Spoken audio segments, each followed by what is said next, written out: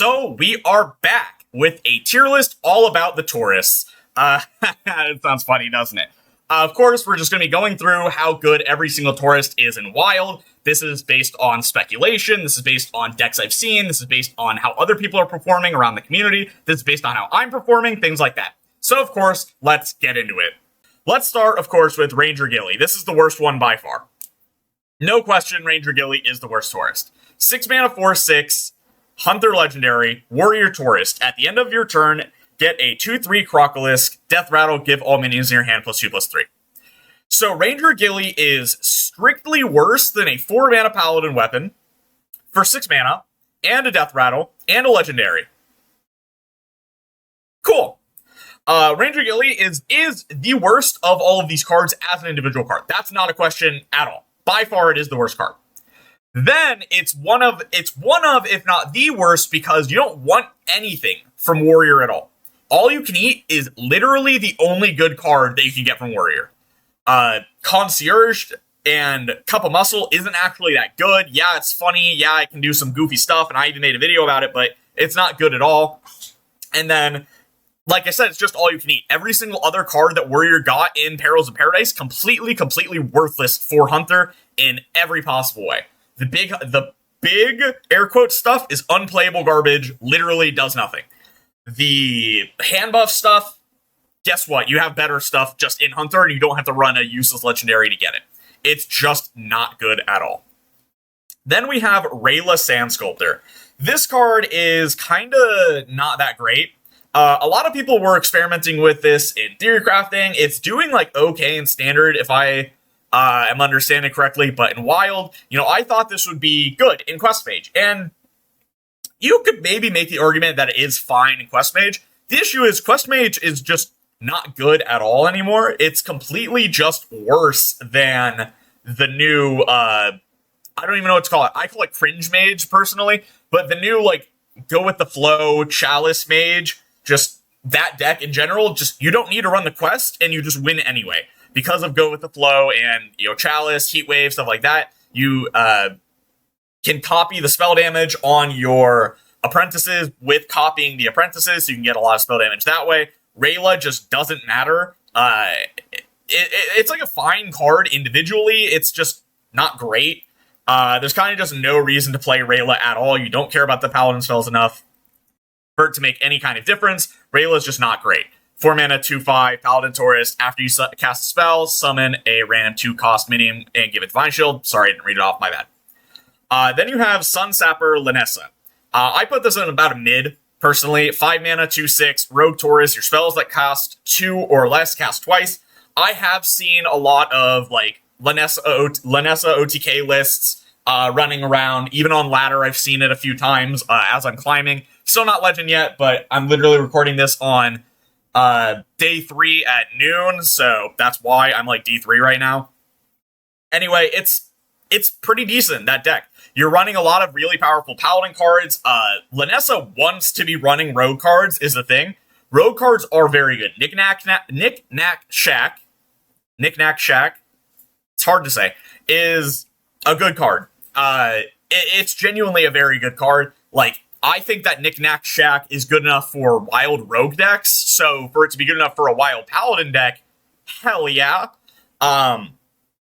Especially because you're running a lot of really cheap cards to make, Lynessa and Knick-Knack Shack work, so of course it would have a lot of synergy.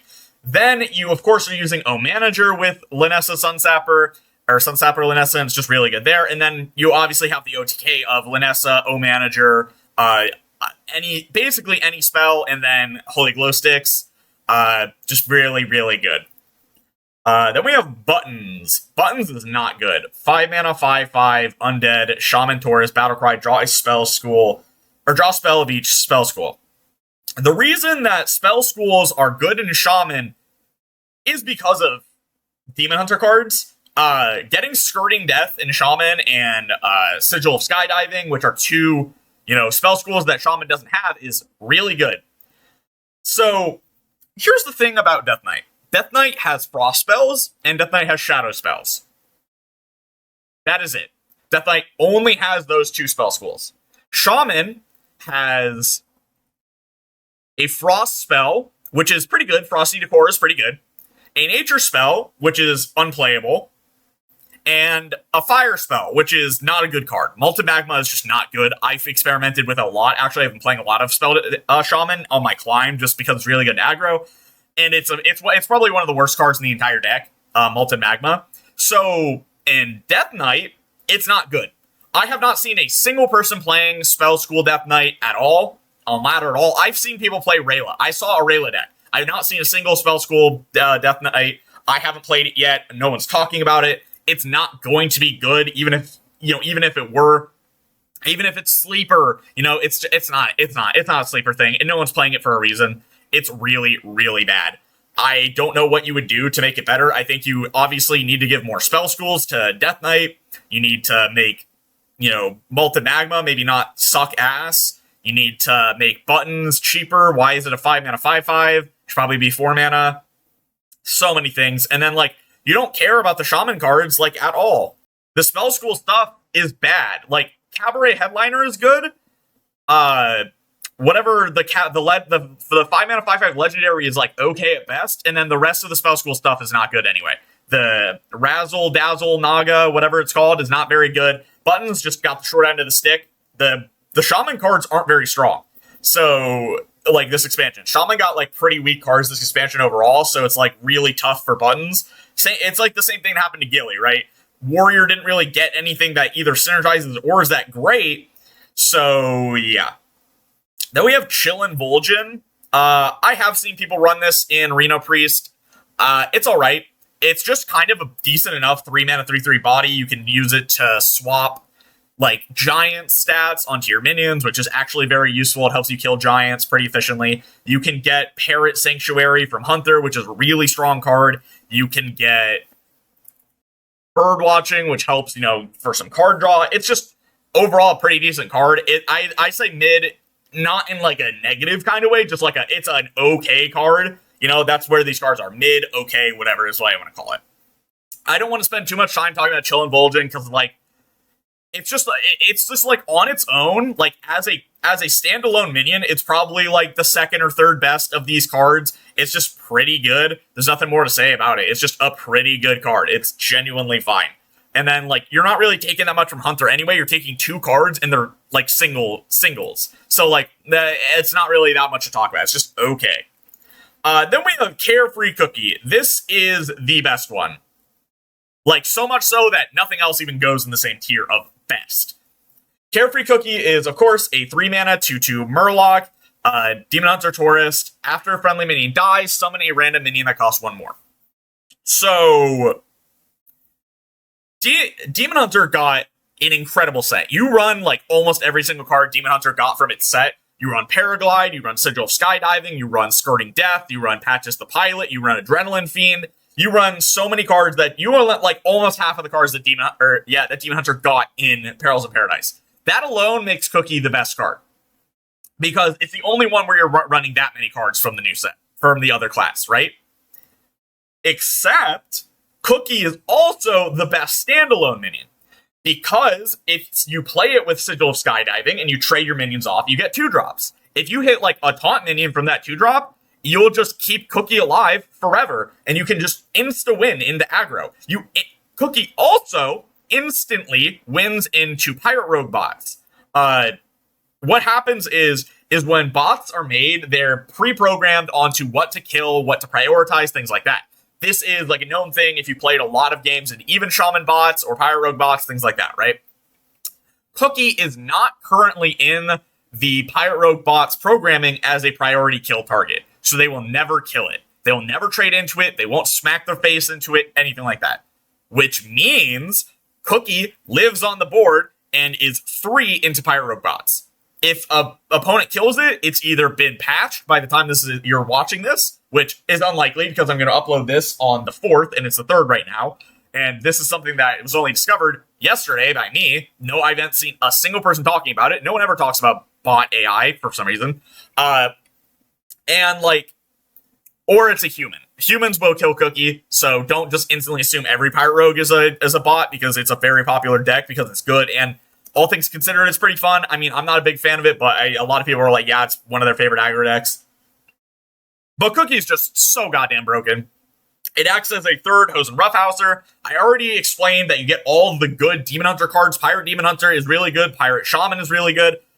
What more is there to say? Sigil Skydiving is like one of the best cards in the entire expansion, in my opinion. It might be the best, if you ask me. So there is that, and so both classes that get to use it are going to be great. Then we have Maestra, Mass Merchant. This card's just bad. I mean, I would say it's like actually worse than Ranger Gilly, but it's not. I mean, it's not. The only deck that can use this is like dedicated shitty Thief Rogue decks, right? And those decks are bad. They're incredibly slow. They still just like die to combo. They lose to aggro. They barely beat out like other control decks. It's just not good. Like, what do you want me to say? Thief Rogue is just bad, right? Like, Pack Thief, with Knowles, that's good, but that's a Miracle Rogue deck. Because you just run a Miracle Rogue. You don't care about it in Thief Rogue. So, yeah, Maestra is just not good. It's the worst of these three, I'll say for sure. At least Buttons does something, right? At least Spell School, Death Knight, you can, like, tutor your Frostform's Fury. Like, it's 5 mana, 5/5 that probably draws you, like, 4 or 5 cards, usually. Actually, it would only draw you ever 4 cards, because there's only 4 Spell Schools that you have access to, but whatever. And then you're not running the nature spell from this expansion, so it only draws you 3 cards. Yeah, Buttons is so fucking bad, dude. It's crazy. Anyway, Maestra is just not good. The Warlock cards are fine, but you don't really... What do you want me to say, right? The Warlock cards that you're taking are fine. Health Drink is pretty good. Party Fiend is honestly a pretty good 1-drop just for tempo, but like... So? The deck is terrible, and you're only running it in one or 2 decks. And the other deck you would run it in is like Tess, Infinite Combo Rogue, which is like really unplayable garbage. So yeah. Then you have Mistah Vistah. I have seen, Druid decks running this in Wild. It's like, I genuinely don't know if it's good. It's fine, right? 5 mana, 5/5, Mage Tourist, obviously Battlecry. In 3 turns, replay every spell you've cast between now and then. Mistah Vistah on its own is like completely useless. You literally never play this card, like actually. It's probably the only one on here that you literally just do not play. It's just like a bad card on its own. But, Go with the Flow and Seabreeze Chalice and Rising Waves are all pretty good cards. They give, Rising Waves is like the literal only AoE spell that's like 3 mana, deal 2 that Druid has access to, so that's like not bad. Obviously, if nothing dies, it will be 3 mana, deal 4, which is significant. It does matter in a lot of instances. Like if you're playing against what's it called?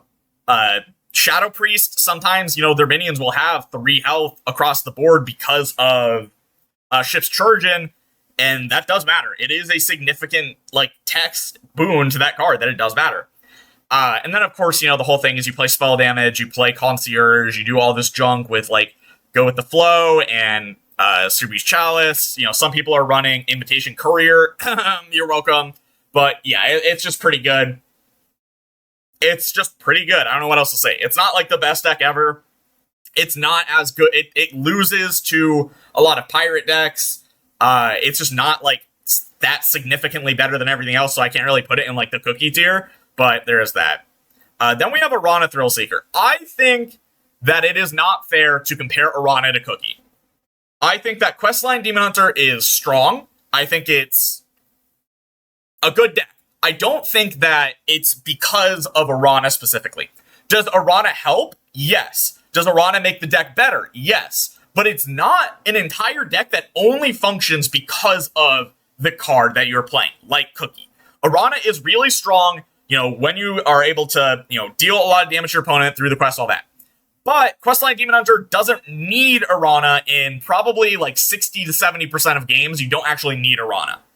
Unlike, Cookie, where you need Cookie in 100% of games, or you don't use any of the Demon Hunter cards. You don't use a single Priest card from Aranna.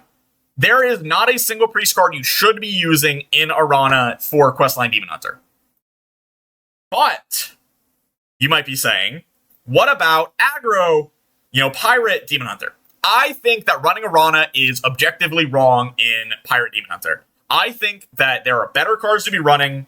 Running Aranna for acupuncture and the 1 mana, what is it, Brain Masseuse, I don't think is worth it. I think you actually just have cards that are good enough and better to not be running 5 mana, 5/6, do nothing in that deck. Running multiple copies of Patches is bad. Shocking.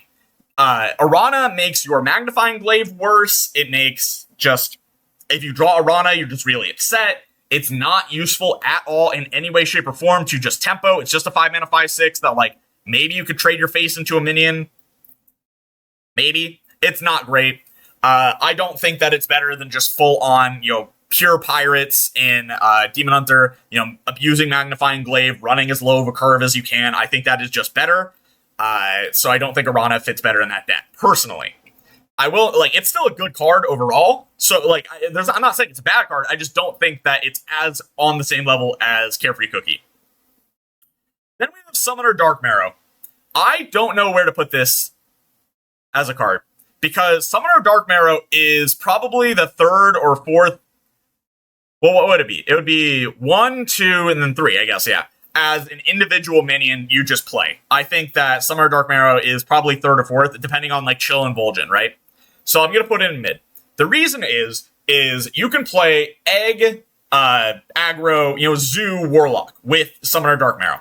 And the list that it's currently running is, of course, you can get Eliza from Summoner Darkmarrow because it is 4 mana, 4/4 undead, Death Knight Tourist, your Death Knight, or your Death Battles trigger twice after you play Death Rattle and destroy it, right? The current Zoo list that is making use of Darkmarrow makes use of Brittlebone Buccaneer, the new 2 mana, 1/4 with 2 mana minion that gives your Death Rattle, or after you summon a Death Rattle minion, give it Reborn. And then, of course, Eliza Goreblade. So that on its own is pretty good, because you want those cards in Warlock. They're actually really good for Zoo Warlock, especially because of eggs. So you can give your eggs Reborn, you can give them 1 attack for the rest of the game. It's just really good, right? But the main reason that I think this card is really good is because of, unironically, Cruel Dinomancer. Unironically, Cruel Dinomancer with Summoner Darkmarrow acts as a sort of... How do I put this? It acts as a Huron Hunter style deck. You can discard it with your Expired Merchant, which you're already running anyway, because Expired Merchant is just a good card with Cruel Dinomancer in this sort of aggro style deck. The Zoolock, right? But because of Summoner Darkmarrow, it actually makes that combo good. You can have Darkmarrow, you can bump off your Dinomancers, and then you just have more Dinomancers and more Dinomancers. And they can't be cleared unless they're silenced or poofed. But if it's turn 5, your opponent can't play Reno, right?